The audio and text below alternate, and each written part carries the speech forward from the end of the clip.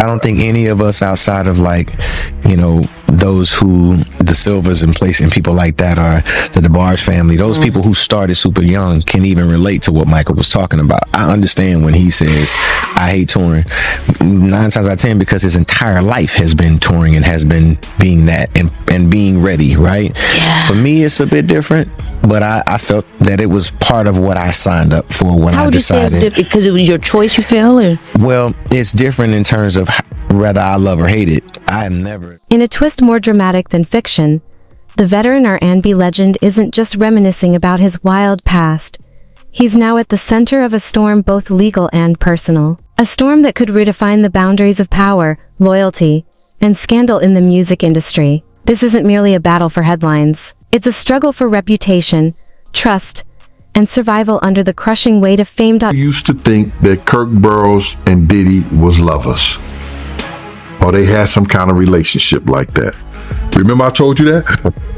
And you was like, I remember that. You told me that years ago. Yeah, and you said to me, yo, you gonna speak about it? I said, nah, I ain't gonna speak about it, bruh.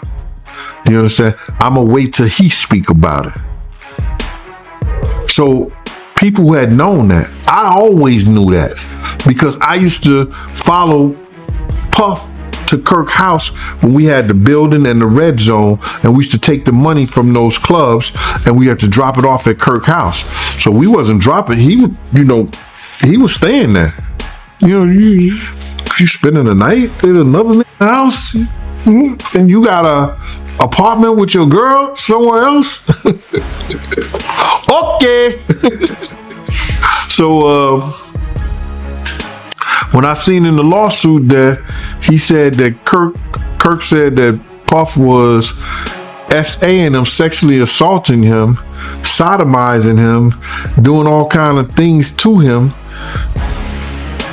I first thought like, but hold up, they was lovers, or they was, but that's his boss. So maybe the boss cannot have sex with people. The CEO can't have people that work for them. And that's why it becomes... In a tense New York courtroom, the air was thick with anticipation as Sean Diddy Combs entered, wearing a muted prison uniform, his graying hair and heavy beard reflecting the weight of the moment. He pleaded not guilty to an amended indictment filled with new and serious allegations. Prosecutors accused the music mogul of exploiting his staff through grueling demands, intimidation, and threats, charges that reached deep into his personal life. Diddy's defense team, however, pushed back hard, dismissing the claims as distorted fabrications driven by rivals and opportunists seeking to benefit from his decline. Diddy Combs appeared in the closed Manhattan courtroom with gray hair and a gray beard, which reportedly left onlookers stunned. Diddy, wearing tan prison clothing, hugged all of his attorneys and ultimately entered a plea of not guilty. Trial attorney Misty Maris breaks down the impact of today's proceedings with Diddy's trial in May fast approaching. The new indictment against Diddy is very impactful to the case. Not only does it add new charges, it also expands the timeline where the alleged criminal activity took place, and it also adds 2 new victims. From a defense perspective, this changes the game as far as strategy of how to approach all of the charges and all of the allegations at trial. Combs previously pleaded not guilty to charges of racketeering, conspiracy, sex trafficking, and transportation to engage in prostitution. But I make no excuses. My behavior on that video is inexcusable. Ahead of today's hearing, Diddy's lawyers made stunning allegations about the damning CNN surveillance video that appears to show Combs physically assaulting his former girlfriend, singer Cassie Ventura, at a LA hotel in 2016. In a letter to the judge, Combs' team is alleging CNN altered the video by speeding it up to make it falsely appear that the actions in the video are taking place faster than they are. They also allege that CNN ultimately destroyed the footage. A spokesperson for CNN tells Access in part, CNN never altered the video and did not destroy the original copy of the footage. Sean Diddy Combs is pushing back with a new court request. 1 month after the rapper was denied bail for the second time, his attorneys filed a motion November 8th requesting bail once again, arguing that changed circumstances and new evidence should allow him to be released from jail ahead of his May 5th trial, according to documents obtained by E! News. The motion for bail claims that new evidence makes it, quote, clear that the government's case is thin. The defense also alleges that new evidence refutes the prosecution's claim that the March 2016 video of Combs physically assaulting a woman in a hotel occurred during a coerced freak-off or elaborate sex performance, as cited in the initial indictment. Instead, the motion claims that the video is a minutes-long glimpse into a complex but decade-long consensual relationship between Mr. Combs and victim 1. Per the documents, his attorneys also argue that the new evidence refutes the prosecution's notion there was a, quote, potential second alleged victim. Combs, who was arrested in September on charges of racketeering, sex trafficking, and using transportation to engage in prostitution, has remained in custody at the Metropolitan Detention Center in Brooklyn, New York since his arrest. He has pleaded not guilty to the charges. E! News has reached out to the office of the U.S. Attorney for the Southern District of New York for comment and has not yet heard back. Combs' attorneys have declined to comment.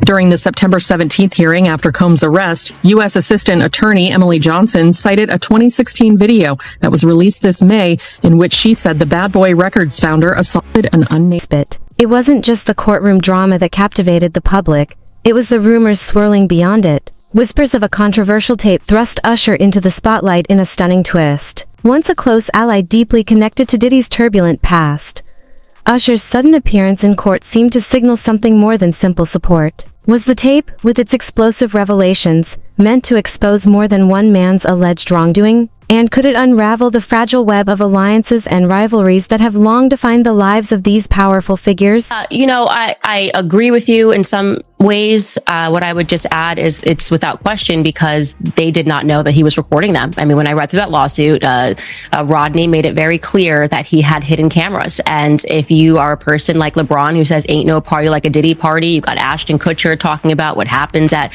Diddy parties stays at Diddy parties. And finally you learn via the press that actually Diddy has been collecting evidence on all of you and you don't know where those tapes are.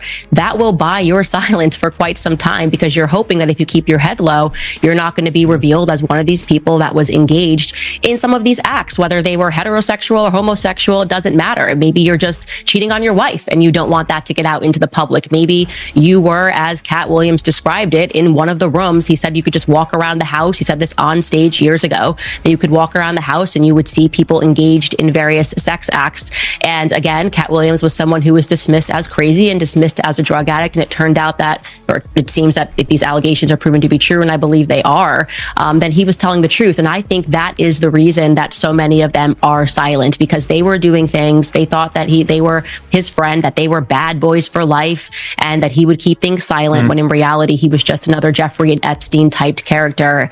And they're scared for their lives. Yeah, especially if you're someone like a LeBron James. And I'm not alleging that he is caught in something terrible, but if he was caught in anything and you're LeBron James and you've made your mark on talking about the ills of society and you have minted yourself a king and you're speaking out on the Black community and they find out you're the room over while someone's getting raped potentially, not going to look good. Chris did get the book from Courtney.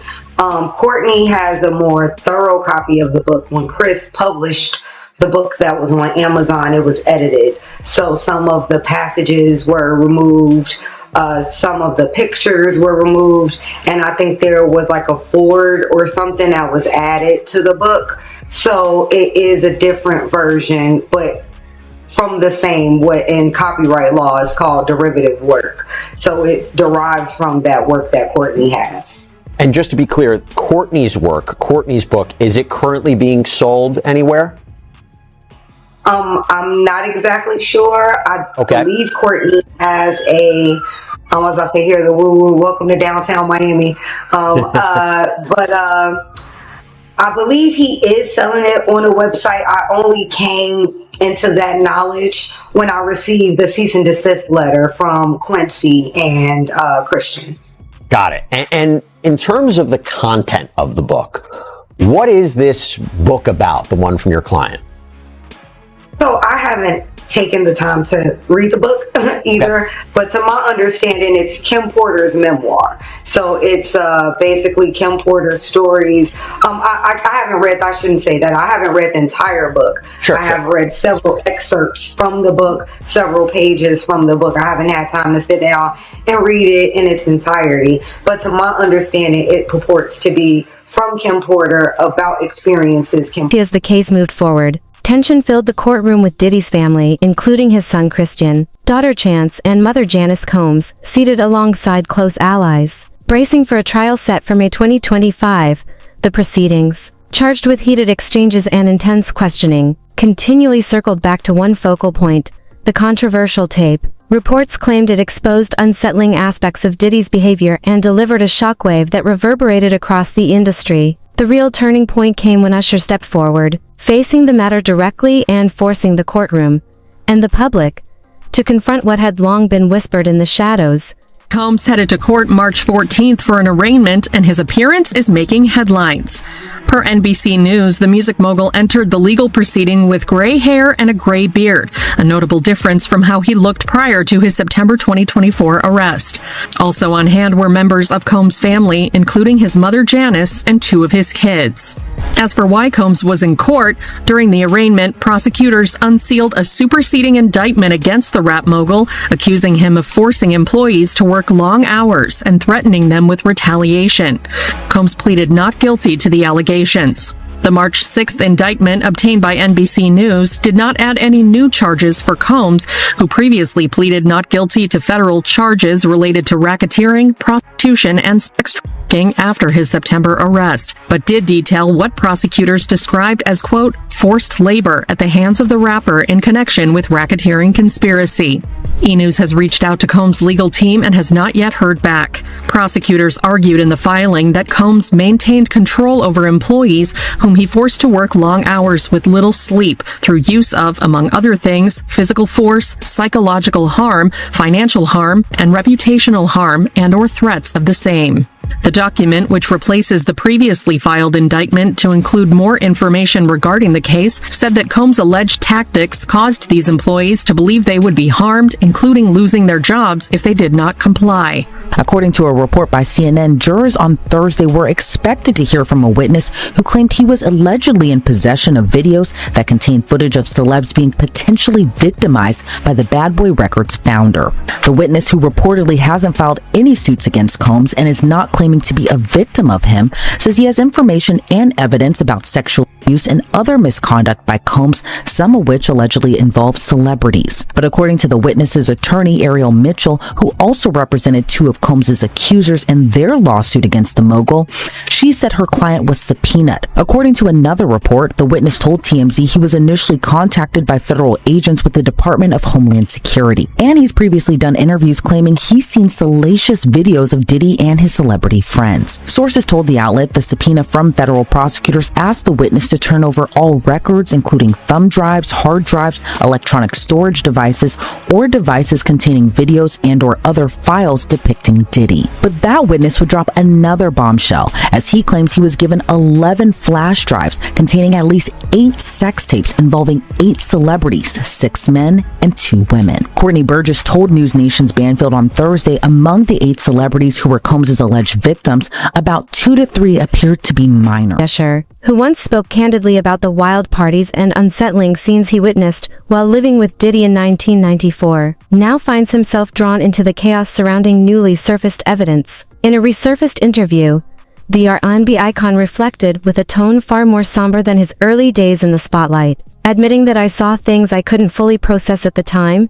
His words, heavy with hindsight, reveal the stark contrast between Diddy's glamorous public image and the troubling reality behind closed doors, a reflection that now carries even greater weight as Usher's role in the courtroom comes under scrutiny. Is the one thing that's the most important part to me, but the only reason why I hate it now is because I don't get time with my kids.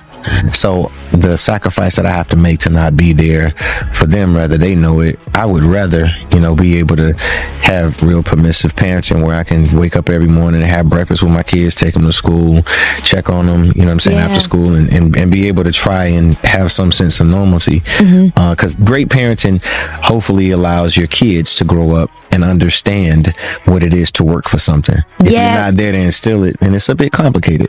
So I hate that I don't get a chance to have that part. I love being able to perform. That's the most important thing that I said I would do when I didn't have kids. The moment I had kids, it's like, I don't really like being out there all the time. So I try to make the most of it when I do it.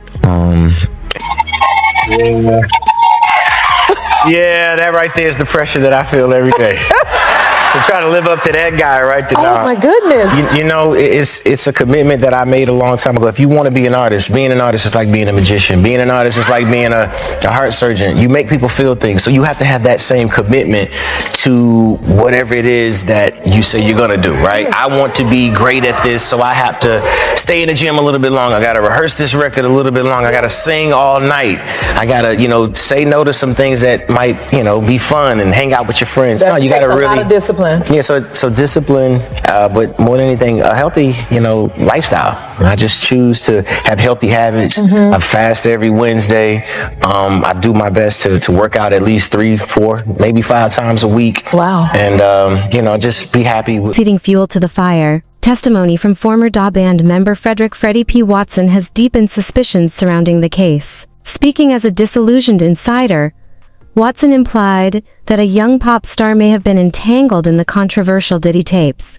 Describing unsettling moments of discomfort and unease behind the scenes, he went even further, accusing Usher of looking the other way, suggesting that silence and complicity have long been part of the industry's fabric. His words hint at hidden truths that, if exposed, could shatter the carefully constructed image of the music world. Say he was standing at a table.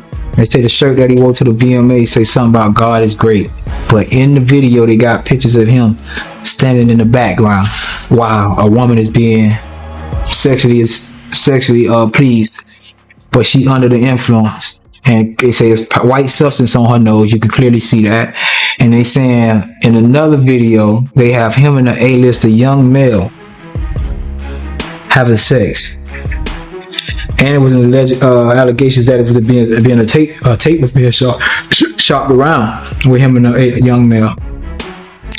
I'm not accusing nobody, but if you look at the way Justin Bieber look at Puffy, he hates that. He hates that. That man's face ain't just dropped soon as he wanted to go get a wife. That man's whole fucking face, that's some medical. That man young and healthy, man. But he terrified. You remember when I said a lot of people happy you locked up right now, Puff? He's one of them. That's why I'm speaking. He's one of them. One of the people that you terrified who couldn't get from under your claws. That's why Puffy trying to help her get back out here. He know. These bitches want to see me fall. They want to see this. They've been waiting on this. He know how many people been waiting on this. His kids know. They feeling it. Nobody calling. Nobody trying to. You know what I'm saying? And with all the people that was trying to be my friends. You know what I'm saying? Ain't nobody calling, offering no help. Ain't nobody calling. I see all these niggas. But what I can say, but I don't know, because I don't know what the freak all look like, right? Right? Is it in a private house? Is it in a party or club? Because I've been to clubs where I walked in and people was doing coke, and it was on behalf of Bad Boy. Like but Jadakiss, everybody was in that bitch that night. But the way the club is, I can't lie. I'd rather say I always tell people the reason I remember this night so well because this is how I prefer to party. Like I went in there, was swinging from the all over the place. It's people getting on coke. It's people like everybody in their own fucking world, right? But they in their own world within the club, music playing, rave music. I'm talking about crazy white people, punk rock, gothic. But nobody's paying attention. Just gambling, just like in their own. It was a moment that I can remember. Like, yo, I'm seeing motherfuckers sniff coke. Ain't saying we get to smoke the weed over here. Like, security not fucking with us. This is great. Like everybody naked bitches walk around. I'm seeing bitches fucking up here. I'm like, what the fuck is this? But it's so mind your business. And it was like, yo, I'd rather party like this. Like, you know what I'm saying? So that's the one time I could probably say I walked into a crazy party. But we came through the back door and it was a big ass club. Like, it was like, you know what I'm saying? Like some real freaky. Story grows more complex as old lawsuits and lingering accusations continue to shadow Diddy.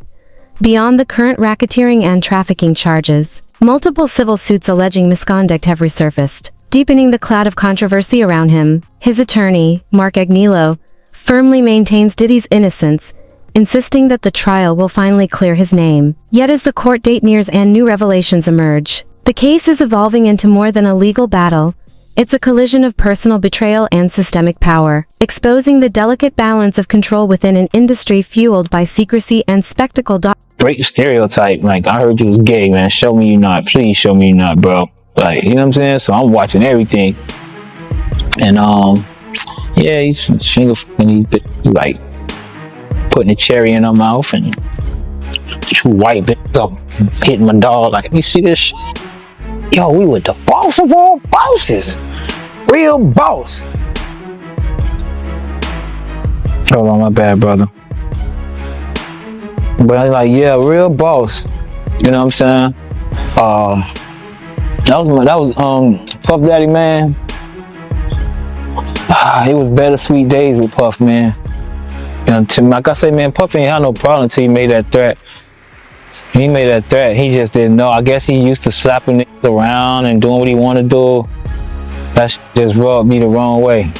Like, I don't hate the nigga. I hate him for what he did to us financially. Like, my things with Puffy ain't got nothing to do with sexual. People don't understand that. I tell Sarah the same thing. Sarah, your beef with Puffy, keep it real. Like, it's not. You probably want money from that man because he owe us and it's too late to go get what they owe us. There is a war that has erupted between Kim Kardashian and Kanye West.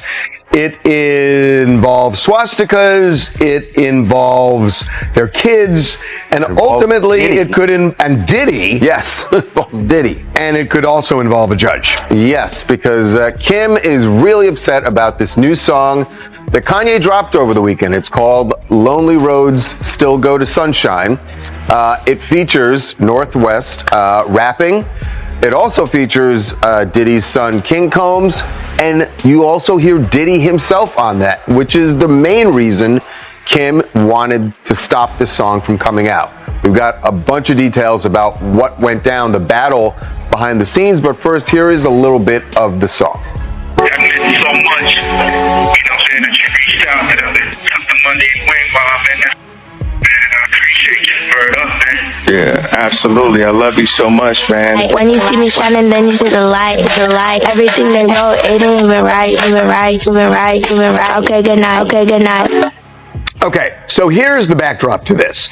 So Kim, I just think we should put this out there. She has always tried to get Kanye and their kids to have a relationship. He has not really been around the kids that much. He chooses not to do that. But, you know, when he does, she's always been accommodating. As the trial approaches, tensions continue to rise. Jury selection begins on May 5th, with opening statements slated for May 12th. Each revelation and daring accusation adds another layer to a decades-long story of alleged misconduct, manipulation, and hidden alliances. But at the center of it all lies one defining moment: Usher's unexpected courtroom appearance. His entrance marked the turning point, setting the stage for a powerful showdown between loyalty and betrayal. Katrina, today's hearing is also expected to discuss jury selection, so I can imagine there's a lot of challenges that the prosecution and the defense are facing in seating a jury in such a high-profile case. I mean, everybody knows who this guy is. Anytime you have a high-profile defendant like Sean Combs, the real concern here is jury bias, and that's a concern from both sides. In papers that were filed, the defense is already saying that they think there's been what they call an extraordinary amount of pretrial publicity that would prejudice people in favor of the government's case. So what we're expecting to hear a lot of talk about today is the jury selection process in this case. The defense wants to have two different groups of 300 people brought into the court, fill out extensive questionnaires, and then whittle people down based on that and bring the final selected people in for individual oral questioning. The government thinks that process is too cumbersome. They want this to be an oral process in court, or if they have a questionnaire, something just more logistical that will help narrow the pool. But we're already seeing in these filings how difficult the selection in a case like this is for Usher's unexpected move into the spotlight doesn't just test the limits of fame and power. It confronts the price of revealing buried truths. In a world where secrets hold power and exposure can spark chaos, the ongoing saga involving Diddy, Usher, and the rumored tape has become more than a headline. It's a story that challenges perceptions, stirs emotions, and redefines what accountability truly means in the world of celebrity. You know, he wasn't just a celebrity. You know, this was someone who really shaped and changed culture in the 90s. And then went on to become this incredibly successful businessman. And then tonight, music mogul Sean Diddy Combs accused of rape and abuse in a new lawsuit filed by his ex-girlfriend Cassandra Ventura, known by her stage name as Cassie. November of 2023, last year, there is a horribly graphic lawsuit that is filed against him from Cassie. She says that she was raped in her own home when she tried to leave him, that she was often beaten, kicked, punched, stomped on, resulting in bruises and burst lips, black eyes, and bleeding. Now, that was quickly settled, David. I mean, really in record time, within 24 hours. But even though it was settled, the cat's out of the bag, right? Everybody had... Usher really exposing the truth behind Diddy's rumored tape. Could this bold move be the one that shakes the foundation of an empire long thought untouchable? Or is it just another turn in a web of secrets, loyalty, and deception? Stay tuned for every twist in this high-stakes courtroom drama, and don't forget to like, subscribe, and turn on notifications. The next chapter is coming, and it's one you won't want to miss.